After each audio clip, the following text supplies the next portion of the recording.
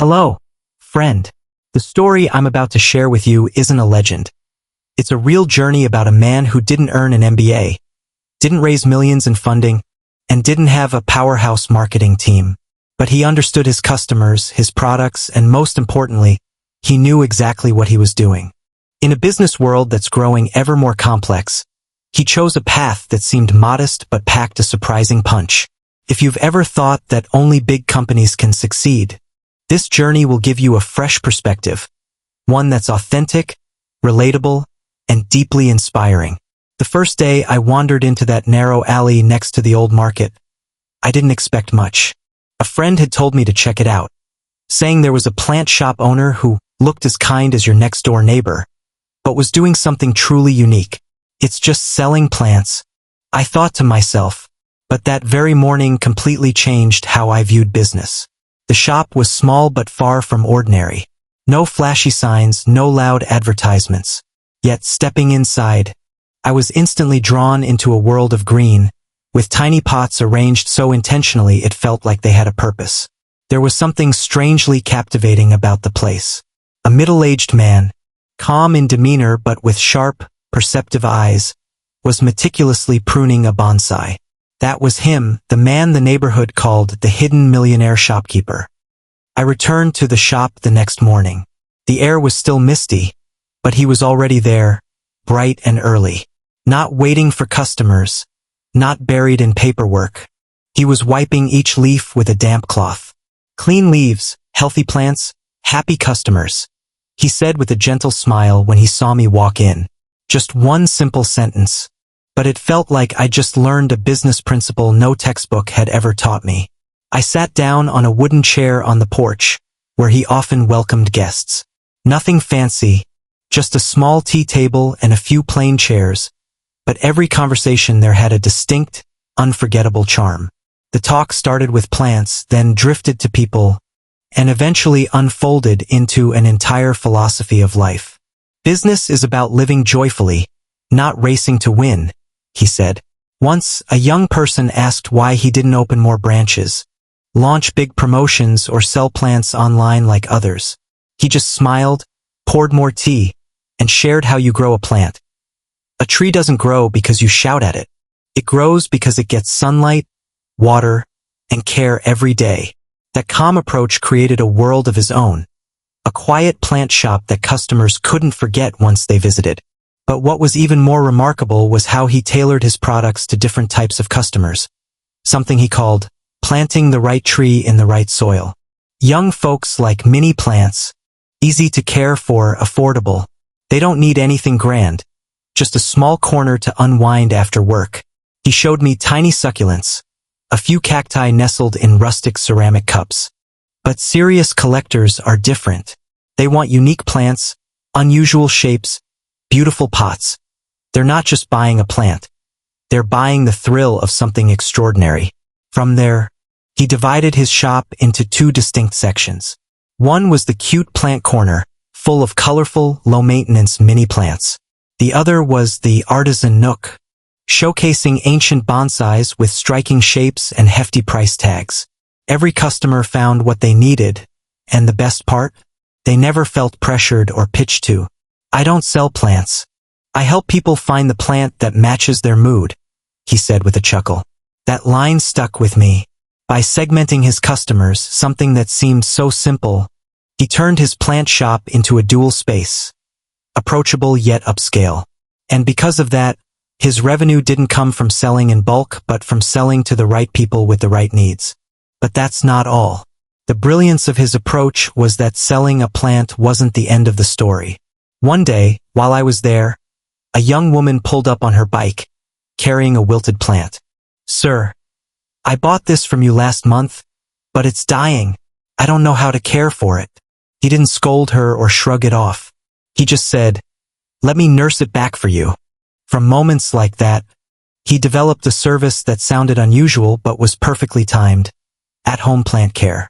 He knew not everyone had the time or skill to tend to plants, especially those who bought them for offices, restaurants, or cafes. They needed someone to prune, water, and keep the plants looking fresh.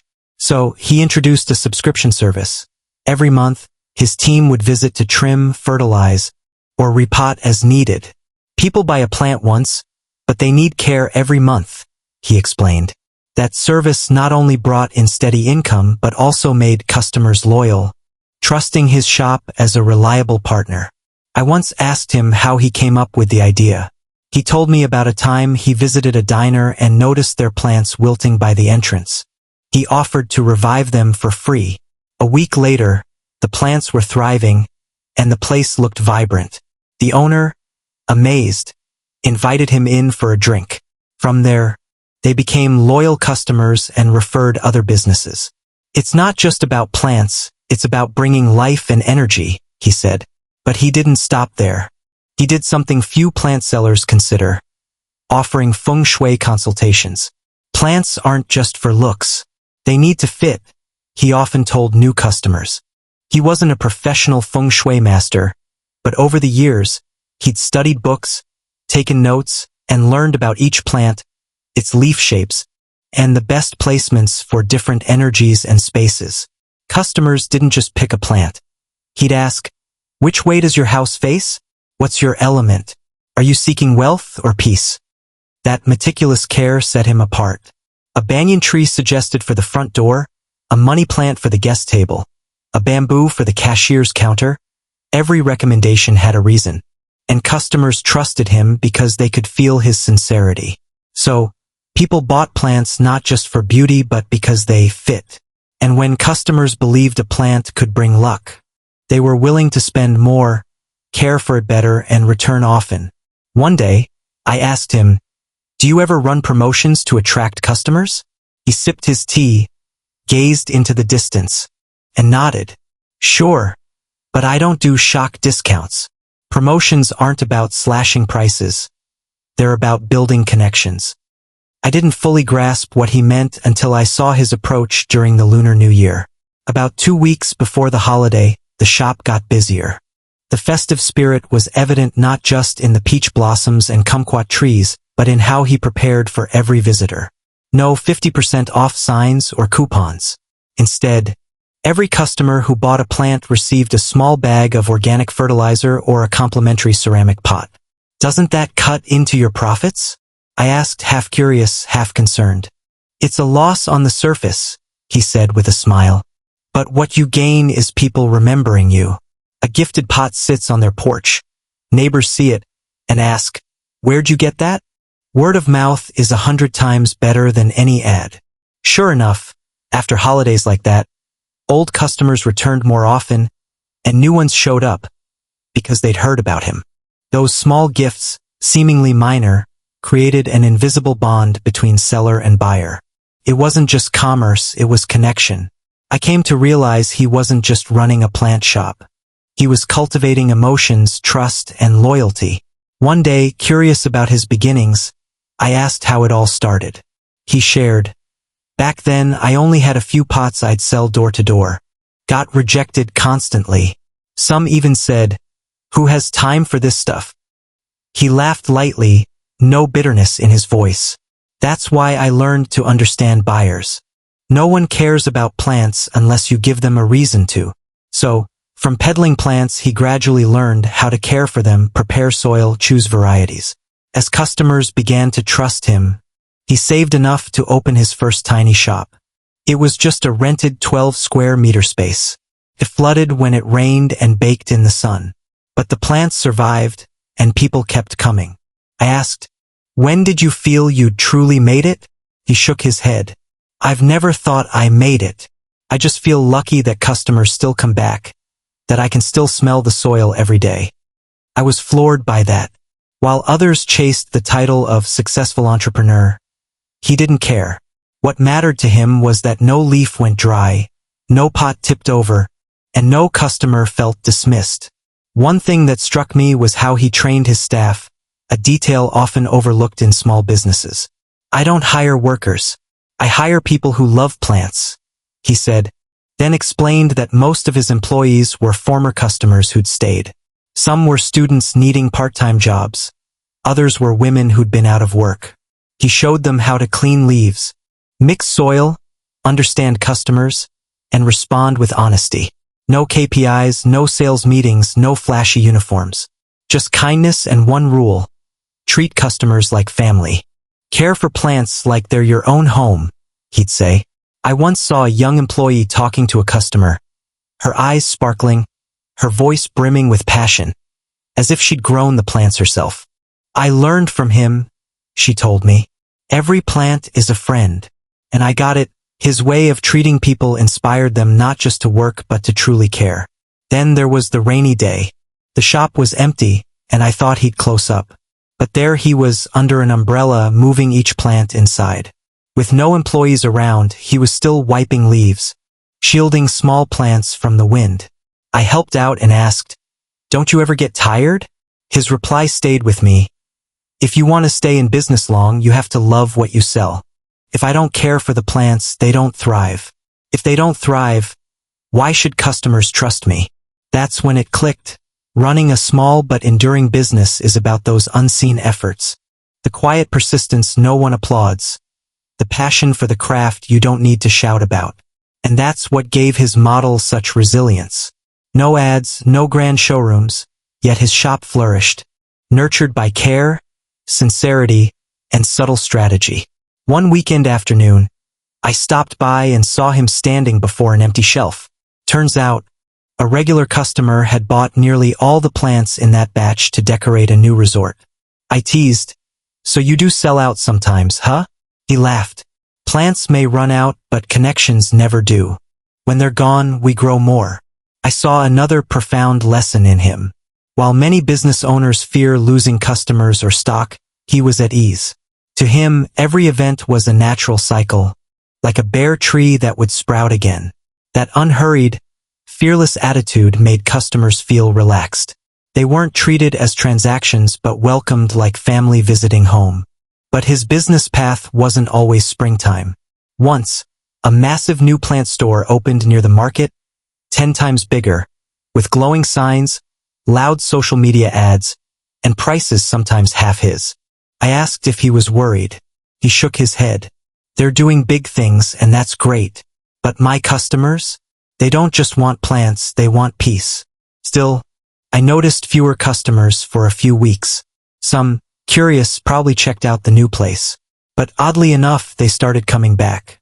An older woman stopped by one day and, seeing him, said, "That new place had cheap plants, sure, but they died in 2 weeks. No one told me how to care for them or if they suited me." She looked at him like she'd returned to a familiar refuge. "Here, the plants live, and so does my heart." I realized he wasn't selling a product that competed on price but a value you couldn't measure. Trust, companionship, dedication. Plants don't thrive on ads.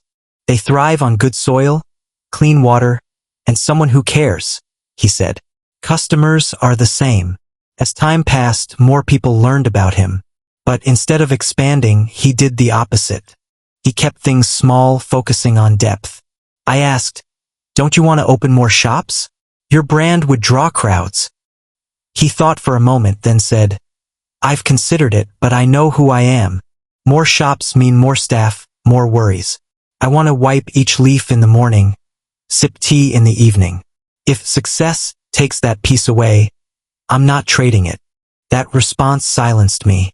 In an era where everyone's chasing growth, market share, and scale, he chose to stay small, because he knew the limits that let him live fully in what he loved. And maybe that's the real punch of a small but strong business. Not chasing every opportunity, but choosing what fits for the long haul. Another time, I met a special customer, a boy about 10, with his mom. He wanted a plant that could talk, because he was teased at school and felt lonely. His mom looked at the shopkeeper, hoping for something to soothe her son. He didn't say much, just handed the boy a small pot with a plant whose leaves curled in a cool spiral, vibrant green, and said, "Talk to it every day. It won't talk back, but it listens to everything." A month later, the boy returned, his face brighter, holding the plant. "Sir, my plant's doing great, and I'm not sad anymore. I have friends now." I couldn't hold back my emotions. That's when I truly understood. Business is about creating positive change for others, even through something as small as a potted plant. I also learned that any trade, whether selling plants, drinks, or fixing bikes, can have a small but mighty strategy if you deeply understand three things. 1. Know who you are so you don't get swept up in someone else's game. 2. Know what customers need, not just on the surface but in their hearts. 3. Know what's enough so you don't lose yourself as you grow. And after all my visits, I realized his success wasn't in the plants sold but in the smiles people left with. We often think business success means being big, loud, or wildly unique. But this shopkeeper's story teaches the opposite. Small but mighty isn't just a strategy, it's a way of life. Success doesn't have to come from scale. It comes from knowing your customers like family, caring for your product like your own child, and treating each day like it's your first. When you're genuine, customers feel it, and they'll become your truest advocates. This plant shop owner had no MBA, no marketing training, no AI tools. But he had what many big players lack: kindness, understanding, and consistency in every little thing. That's what builds a lasting brand, not because it's flashy, but because it's irreplaceable. If you're starting a business or ever felt small in a vast market, think of him. A man with a cloth to wipe leaves, a dream, and a sincere heart who proved you can thrive in your craft. Because sometimes the smallest things make the greatest impact if you pour your soul into them.